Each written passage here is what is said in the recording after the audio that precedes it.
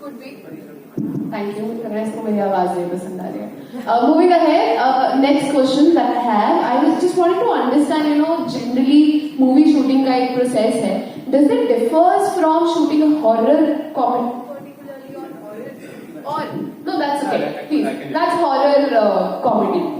Horror comedy का horror comedy का एक सबसे बड़ा रूल होता है, आप लोगों को हंसा भी रहे हो, एक साथ डरा भी रहे हो, और वो बहुत ट्रिकी इमोशन है क्योंकि हंसाना और डराना दो अलग एक्सट्रीम ऑपोजिट इमोशन है.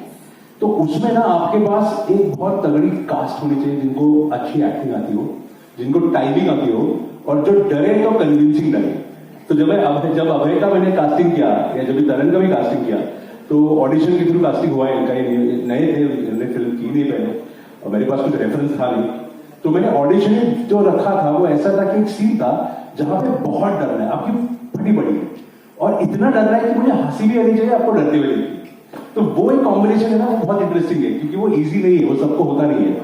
तो इन दोनों के कॉम्बिनेशन के वो ऑडिशन में उन्होंने बहुत सही किया था और वो कास्टिंग में खेल हमारा आई थिंक काफी वर्क हुआ. फिर एडिट में और लिखते वक्त तो हमने वो संभाला नहीं, बट मैक्सिमम फिल्म में दोनों डर रहे. आपने अगर सीन देख रहे हैं तो मुंजा उन पर डरा रहा है, डर रहे हैं, बहुत इंटरेस्टिंग कर रहे हैं वो. Thank you so much for sharing. I can just imagine the auditions now कि जिसको डराने वाला ऑडिशन देना पड़ा होगा उसके लिए कितना मुश्किल होगा for sure. क्योंकि आपको डराना है सबको. But moving ahead, we'll open the forum for media. I'm sure they are very curious to ask a lot of questions. Can you please pass on the mic? आप हाथ उठाना है, जिसको सवाल पूछना है माइक आपके पास आ जाएगा.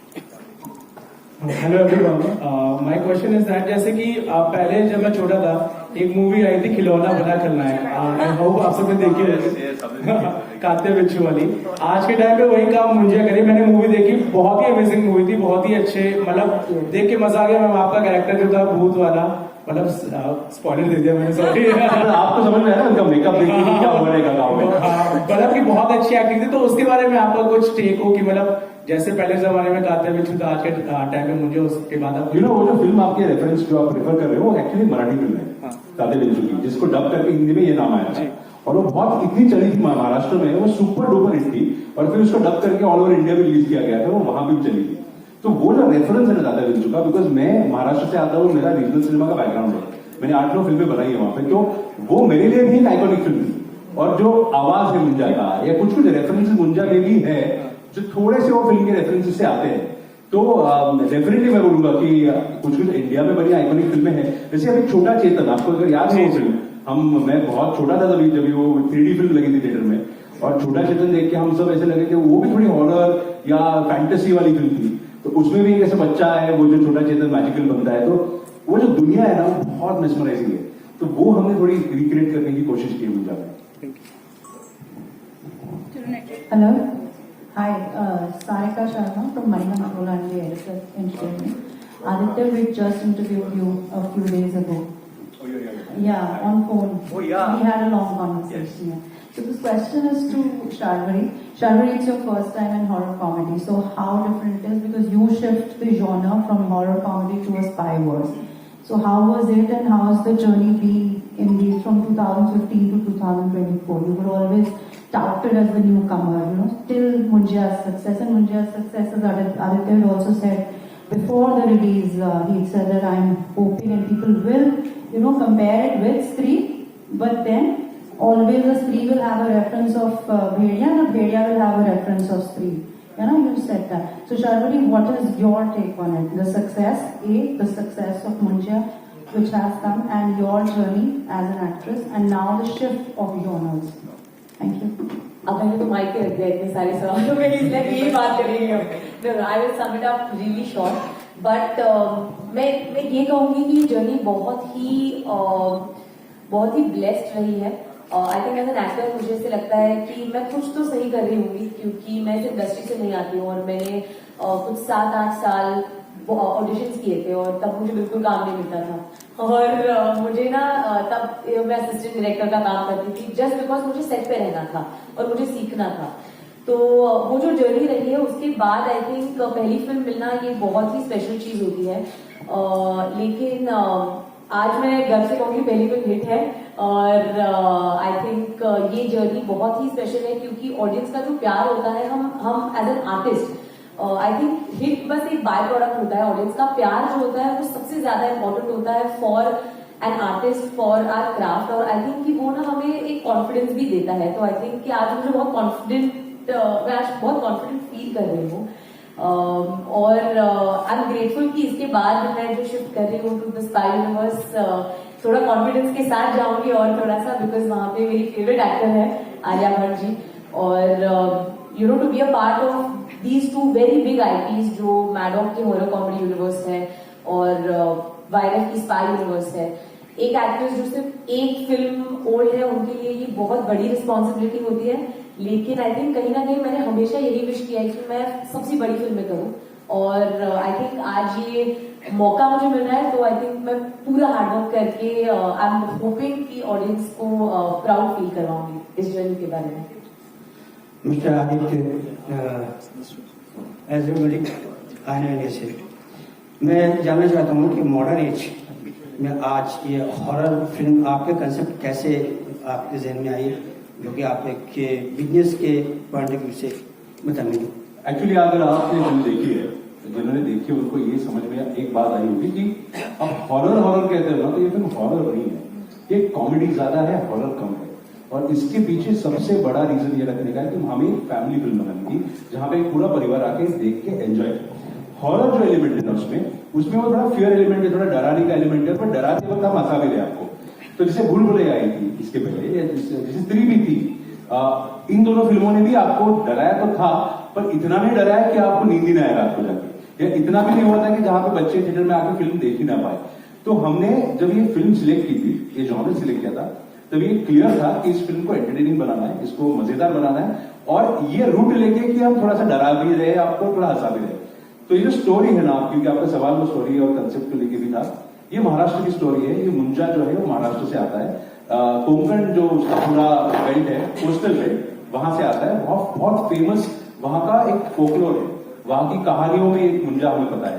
मैं वहां से आता हूं तो मुझे छोटे से जब छोटा था तब से मैं मुंजा के बारे में सुन रहा हूं।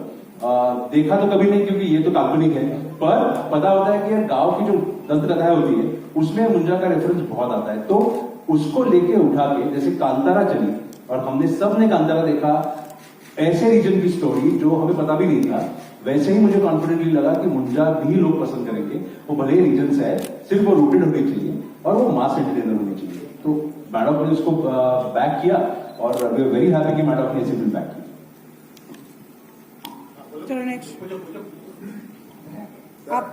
श्रवणी, एक तो आपको happy birthday in advance. Thank you sir. आप दोनों से क्वेश्चन है कि अभी आपने शूटिंग का एक्सीडेंट तो बताया, तो क्या कोई रियल लाइफ में भी ऐसा इंसिडेंट हुआ है कि आप डरे हो या कुछ ऐसा हुआ? रियल लाइफ में तो मेरे साथ ऐसा कोई एक्सपीरियंस हुआ नहीं है सुपर नेचुरल या पैरानॉर्मल, लेकिन ये जो 3 AM स्टोरी हमारे सबके साथ हुई है वो काफी डरावनी थी क्योंकि तब हमारी फटी पड़ी थी और हमारे लिए तब काफी हॉरर था वो। आज हम आपको कॉमेडी के तौर पे बता रहे हैं ये कहानी, लेकिन बस वही एक कहानी है। कुछ हुआ? मैं तो रियल लाइफ में तो इनको देख के डरा था। नहीं सर, थैंकफुली मतलब अभी तक ऐसा कुछ डरावना नहीं हुआ है, सिर्फ फिल्म की है डरावनी और वो मतलब मेरे लिए काफी है क्योंकि मैं खुद भी बहुत डरता हूँ। नाम मेरा अभय है लेकिन मुझे भय लगता है, तो बस मेरा उतना ही वो कंट्रीब्यूशन रहा है डरने में, और जो कि मेरे को लगता है जिंदगी के लिए काफी है क्योंकि काफी डर गया हूँ मैं फिल्म में, और जिन्होंने फिल्म देखी होगी I am sure they will taste that. Hi guys, first of all many congratulations, your movie is getting tremendous response. Thank you. अच्छा, सवाल मेरा शर्वरी से है। शर्वरी, आपने इस मूवी की स्क्रिप्ट में ऐसा क्या देखा कि आपने सोचा कि मैं इस फिल्म के लिए हाँ बोल दूं? आपने पिक्चर देखी है? नहीं। तो फिर ये सवाल आप मुझे नहीं पूछते क्योंकि ऑनेस्टली ये एक बहुत ही न्यू एज एक्सपेरिमेंटल फिल्म है और मैं जब आदित्य सर से मिली फर्स्ट टाइम मेरे लिए एक्चुअली बहुत प्राउड फीलिंग थी क्योंकि मैं भी महाराष्ट्र हूँ, मैं भी महाराष्ट्र बेल्ट से आती हूँ और मैं मुंबई में रहती हूँ, लेकिन मेरा गांव मोरगांव है जो महाराष्ट्र के इंटीरियर्स में है।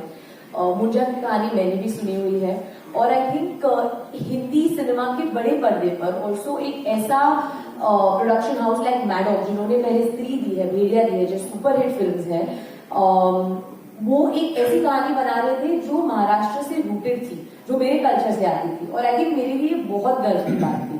तो ये तो सबसे पहला रीजन था कि मुझे ये फिल्म करनी थी, और इंस्टेंटली एक्चुअली मेरा और आदित्य थोड़ा कनेक्ट हो चुका था इस बात पे, और जब ना आप सुनते सुनते कनेक्ट हो जाता है ना, तो आपको बस लगता है कि यार फिर तो 4-5 महीने तो मजा ही आएगा, क्योंकि अगर आप पहली मीटिंग में इतना मजा आ रहा है तो 4-5 महीने तो कुछ भी नहीं होंगे।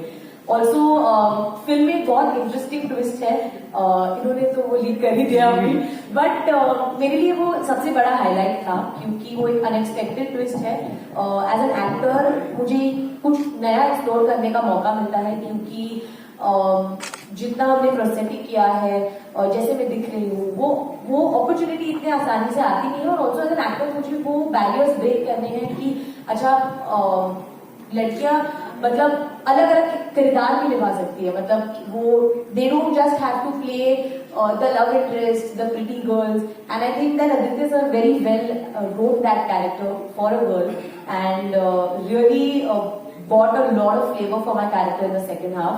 So yeah, that's why. Hello ma'am, this side Harshina review से।